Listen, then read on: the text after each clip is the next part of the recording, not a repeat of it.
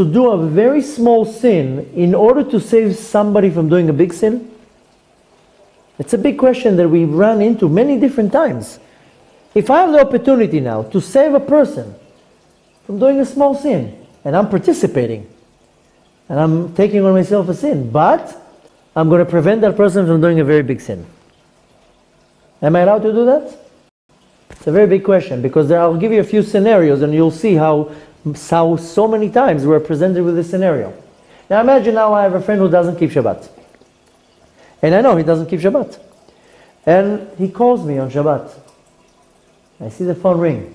And I'm looking at the caller ID. I know it's him. I know he's desecrating Shabbat now. Now I know that this friend is OCD. And he's going to continue calling till I answer. So I know he's about to call now 25 times. He's not going to finish calling till I answer.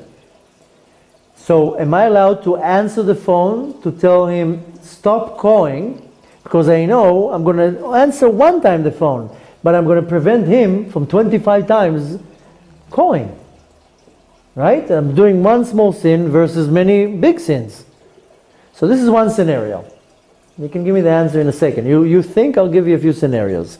Now I'll give you a different scenario. A woman is pregnant and she feels contractions.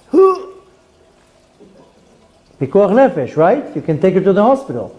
The husband picks up the phone, calls the ambulance. She tells him, I'm delivering. I feel pain. He calls the ambulance. The ambulance comes. He put the phone down.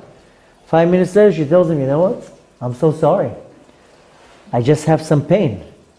It's not labor. I'm not going into contractions. I just had a little bit of pain. Now, should he call now the ambulance to stop them from coming? There's no pikuach nefesh anymore. But there are 3 guys running in an ambulance. And they're Jews. And there's no pikuach nefesh right now. So should he call them and sin? Now it's not, before, that's not Chilul Shabbat. Now it's Chilul Shabbat because he's picking up the phone. There's no pikuach nefesh. Should he call them and tells them, listen, stop?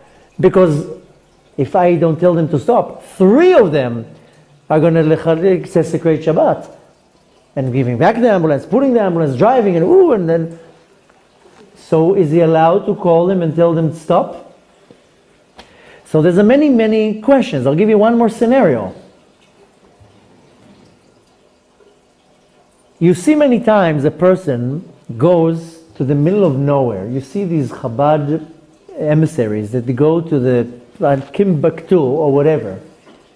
And not only Chabad emissaries, now it's popular, you see many people, they go to the middle of nowhere. I just went now to Phoenix, to a congregation, and the rabbi who went out there is a Sephardi, Bukharian rabbi. He's not affiliated or associated with Chabad. He went there to the middle of nowhere and he created a community.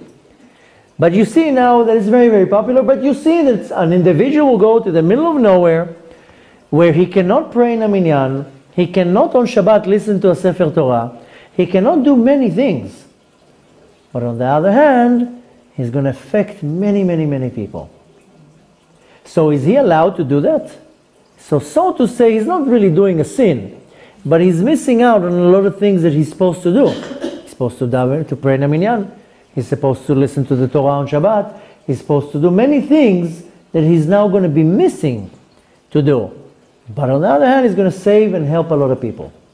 So you have 3 different scenarios that I'm questioned. Am I allowed to do a small sin in order to prevent somebody from doing a big sin? And in some cases, I'm allowed.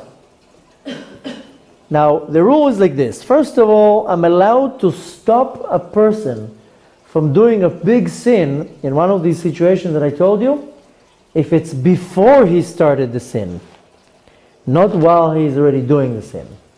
So for the first scenario with the friend that calls, he already started the sin. So I can't pick up the phone and tell him stop calling. Because some people might say, I'd rather do a small sin, but I will make him stop doing so many times the calls. So here I'm not allowed to because he already started. The rule is that I am allowed to stop somebody from doing a sin, but before he started already. In the scenario, for example, with the ambulance, I'm not allowed to pick up the phone and tell them not to come. because I'm not allowed to do that. Because once they left the entire crew for the cause of Pikuach Nefesh, till they return back and they stop, it's one big thing. They don't need to stop. They were called out on Pikuach Nefesh, they're allowed to desecrate Shabbat. Even though it's a false alarm, they allow to finish it. I mean, I've seen in many situations that you see the ambulance, he comes on Shabbat, two stay behind, and the driver returns the ambulance. He can return the ambulance back because it's one long thing.